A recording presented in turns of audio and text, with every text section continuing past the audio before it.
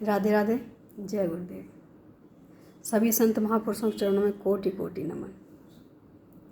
आज हम एक सच्ची घटना आपको बताना चाहेंगे कि भगवान के जो सच्चे प्रेमी होते हैं उनके ऊपर उंगली उठाने वालों का क्या हाल होता है। और ऐसा पहले भी हुआ है और अभी भी होता है। ये कभी नहीं सोचना चाहिए कि जो पहले हो चुका अब नहीं हो सकता है। अगर भगवान की भक्ति कोई सच्चे मन से करता है, भगवान से कोई सच्चे दिल से जुड़ता है, तो उनका बुरा करने वाले या उनके बुरा सोचने वाले खुद भगवान उनकी रक्षा करते हैं और उनको इतना परास्त करते हैं कि उन्हें खुद ही एहसास हो जाता है कि हमने किसी के साथ गलत किया है। और ये घटना हमारे साथ हो चुकी है, इसलिए हम आप सबके साथ शेयर करना चाहेंगे। और भगवान से अगर कोई जुड़ा है तो उसका कभी मजाक नहीं उड़ाना चाहिए। हो सकता है कि वो शांत रह के उस मजाक को सह ले, लेकिन उस मजाक का बदला जो भगवान देता है ना चुप रहने पे, वो बहुत ज़्यादा होता है। क्योंकि कहते हैं ना कि जब इंसान चुप होता है तो भगवान उसका ज़रूर कुछ ना कुछ दिखाते हैं उसको कि तुमने क्या गलत किया है, क्या सही किया है। लेकिन अच्छे लोग होते हैं, उनको समझ जाते हैं और वो महसूस कर जाते हैं कि मैंने ये कार्य किया, इसकी वजह से ये हो गया। लेकिन जो दुष्ट व्यक्ति होते हैं वो तो अपने ही धुन में रहते हैं। वो कहते हैं कि मैं इसको जीतने नहीं दूंगा, और भगवान कहते हैं मैं इसको हारने नहीं दूंगा। तो जिसके हाथ में जिसकी बागडोर भगवान के हाथ में हो, उससे शत्रुता ना करें तो ज़्यादा अच्छा रहेगा। लेकिन अपनी अपनी इच्छा है, करेंगे तो खुद ही भगवान देखेगा। क्योंकि भक्त तो कभी नहीं चाहता कि कभी कोई उनके साथ कुछ ऐसा हो, लेकिन भगवान हमेशा न्याय अच्छा करता है। जो करता है अच्छे के लिए करता है। अगर किसी के साथ कुछ होगा तो उसको भी सद्बुद्धि या सद्मार्ग दिखाने के लिए ही होगा, उसको पीड़ा पहुंचाने के लिए नहीं होगा, सद्मार्ग दिखाने के लिए होगा। तो जो भक्त के भगवान के भक्त होते हैं उनको ये बातें जल्दी समझ आती हैं। जो थोड़े से दुष्ट होते हैं उनको ये चीज़ें लास्ट में समझ आती हैं, वो समझना ही नहीं चाहते हैं।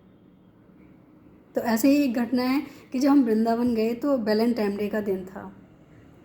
सिटियों में वैलेंटाइन डे का मतलब एक ही होता है, वो सब जानते हैं कि लोग कहाँ कहाँ कैसे कैसे घूमते फिरते हैं, उसको वैलेंटाइन डे कह देते हैं।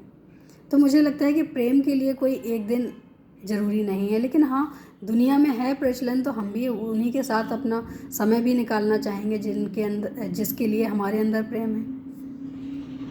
तो मेरा एक सोच रही है हमेशा कि जब भी हम मंदिर जाते हैं अपना फ़ोन साइलेंट करके जाते हैं। क्योंकि मुझे लगता है कि जब भी हम भगवान के दर्शन भी करें ना, हमें कोई भी चीज़ डिस्टर्ब ना करें।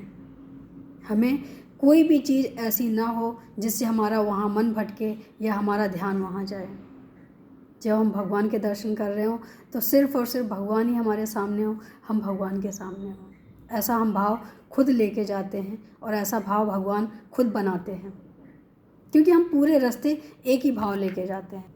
हम सबके साथ जाना भी पसंद नहीं करते, हम जाते उन्हीं के साथ हैं जो हमारे भाव से भाव मैच करते हों। क्योंकि जब तक हम किसी और के साथ जाते हैं तो हमारा कहीं ना कहीं वो मन विचलित रहता है, या तो उनकी बातों से या उनके व्यवहार से, या कुछ ऐसा हो जाता है जिससे हमें विचलित रहना पड़ता है। तो मुझे लगता है कि भगवान के दर्शन करने हैं तो अकेले ही जाना चाहिए, जिससे पूरा भाव आपका भगवान के प्रति समर्पित हो। तो हम पूरे रास्ते जाते हैं तो भजन कीर्तन के अलावा दूसरी कोई बात नहीं होती है। हमारा मन 2-3 दिन पहले से ही शुरू हो जाता है कि भाई हमें भगवान वृंदावन जाना है, तो हमें क्या करना है, कैसे करना है, वो खुशी अलग होती है। अब ऐसी स्थिति में अगर हम फ़ोन वहाँ सुन रहे हैं या फ़ोन अटेंड कर रहे हैं तो इसका मतलब है कि हमारा पूरा ध्यान तो फ़ोन पे ही है, मोबाइल पे ही है, जो कि हमें नहीं होना चाहिए। हम वहाँ जाते हैं 10 मिनट के लिए, उसमें भी अगर हम फ़ोन अटेंड करेंगे तो दर्शन हम कब करेंगे। तो जब हम वहाँ दर्शन करते हैं अपना फ़ोन साइलेंट करके बैग में डाल लेते हैं। जब हम वहाँ से निकलते हैं तभी हम उसको देखते हैं, फिर जिसकी भी मिस्ड कॉल होती है हम देख लेते हैं। और बात भी कर लेते हैं। तो ऐसे ही उस दिन का भी दिन था जब हम दर्शन करके बाहर निकले, तो मैंने देखा कि हमारी सखी सहेलियों का फ़ोन था, क्योंकि उन्होंने एक पार्टी रखी थी वैलेंटाइन डे की। तो उन्होंने कहा कि मैं वैलेंटाइन डे की पार्टी में तुम्हें बुलाने के लिए फ़ोन किया था, कहाँ है तू? तो मैंने कहा कि मैं नहीं बताऊंगी कहाँ हूँ। जब मैंने इतना बोला कि नहीं बताऊंगी, तो उनका शक यकीन में बदल गया कि कहीं गलत जगह है। यहाँ हम एक बात कहना चाहेंगे कि जीवन में भक्ति के मार्ग में कई चीज़ें सामने आती हैं। अगर इंसान थोड़ा सा भी दिखने में अच्छा लगता है तो अच्छा कार्य करके भी उसको गलत ट्रैक पे दिखाने की कोशिश करते हैं कि ये गलत है, ये दिखावा करता है, ये ऐसा ही है, ये दिखता कुछ और है कुछ और। ऐसी चीज़ें, कई चीज़ें सामने आती हैं। तो उन सबको बता दें कि जीवन में अगर कोई दिखावा भी कर रहा है तो वो अपने लिए ही कर रहा है। हमें क्या ज़रूरत है अपना शब्दों को बाण चलाने की? जो जैसा है वो वैसा ही है। वो अपने लिए अच्छा कर रहा है, वो अपने लिए बुरा कर रहा है। तो वहाँ से जब निकले, मैंने बात की तो उन्होंने बताया कि मैंने तुझे बुलाने के लिए फ़ोन किया था, तूने फ़ोन क्यों नहीं उठाया? हमने इतना बोल के मैंने कहा मैं नहीं बता सकती हूँ मैं कहाँ हूँ, और आके वहीं बात करते हैं। जब हम घर आए तो हमने देखा कि उनके सिर में चोट लगी हुई थी। मैंने कहा ये कैसी चोट लगी? तो बोले तू बता पहले, तू कहाँ थी? और मैं तो फ्रेंड हूँ, मुझे तो बता ही सकती है। तो मैंने कहा तुम्हें अपने आप सोचना चाहिए कि हम कहाँ हो सकते हैं, हमारा कौन है जहाँ हम जाके अपना वैलेंटाइन डे मना सकते हैं। तो बोली तू बिहारी जी गई थी? मैंने कहा हाँ, हम बिहारी जी गए थे। तो उसने मेरे से माफ़ी मांगी उसी टाइम। कहने लगी कि तुम बिहारी जी गई थी, और मेरे दिल में ये विचार आया कि आज वैलेंटाइन डे है तो ये कहीं और है। ऐसा सोचते ही कि इतनी तेज़ हवा चली कि दरवाज़ा आके सर में टकराया, और सर में ये जो चोट देख रही हो ना, उसी वजह से है। मैंने तेरे लिए गलत सोचा।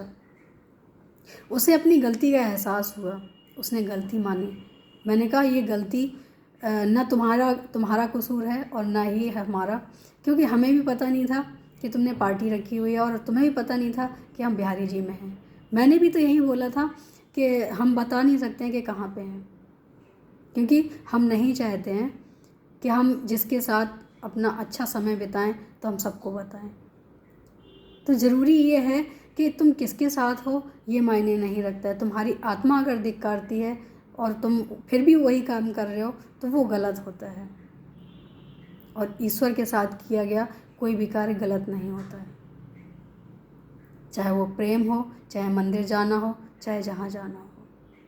तो अगर तुम्हारी सोच ऐसी है, ईश्वर ने ऐसा बनाया है, तो कहीं ना कहीं सजा के हकदार तुम हो। लेकिन जो भगवत प्रेमी होते हैं वो तो मानती थी और हमारे साथ जाती भी थी, तो भगवान को बहुत मानती हैं। तो कहीं ना कहीं उनको इस चीज़ का एहसास हो गया कि मैंने तेरे लिए गलत सोचा तो मेरे साथ ऐसा हुआ। लेकिन कुछ लोग ऐसे होते हैं कि गलत करके भी गलती को ना सोचते हैं ना मानते हैं, तो वो ज़्यादा दुख पाते हैं। क्योंकि जब तक गलती का एहसास नहीं होता है, दुख वहीं आते हैं। दुख वहाँ से समाप्त हो जाते हैं जहाँ गलती का एहसास हो जाता है। भगवान से प्रेम करने वालों के ऊपर कभी शक नहीं करना चाहिए, कभी कोई लांछन नहीं लगाना चाहिए। जीवन में अगर खुद अच्छा नहीं कर सकते हो तो दूसरों को करते हुए देख के अपने मन में कोई विकार नहीं पैदा करने चाहिए, और उसके प्रति गलत चीज़ें नहीं फैलानी चाहिए। ऐसा मेरा मानना है। भगवान के राह पे चलने वालों को हमेशा सपोर्ट देनी चाहिए, उसके प्रति हमेशा आदर होना चाहिए। ये हम अपने लिए नहीं कह रहे हैं, क्योंकि हम तो अभी उस राह पे निकले भी नहीं हैं, कोशिश कर रहे हैं। लेकिन जो चल चुके हैं और जो इस राह पे चल के कुछ पा चुके हैं, उनके लिए बहुत ज़रूरी है कि हमारे जीवन में आदर होना चाहिए। क्योंकि भगवान देखता है कि जिसके जीवन में आदर होता है, भगवान वहीं अपना स्थान बनाते हैं। आप सबका आदर करोगे, भगवान आपके साथ हैं। आप किसी का आदर नहीं करोगे, भगवान आपसे कोसों दूर हैं। आदर करने का मतलब चरण दबाना ही नहीं होता है। आप दिल से आदर करो, शब्दों से आदर करो, व्यवहार से आदर करो। उम्मीद है अच्छा लगा हो। आज के लिए इतना ही। राधे राधे, जय गुरुदेव।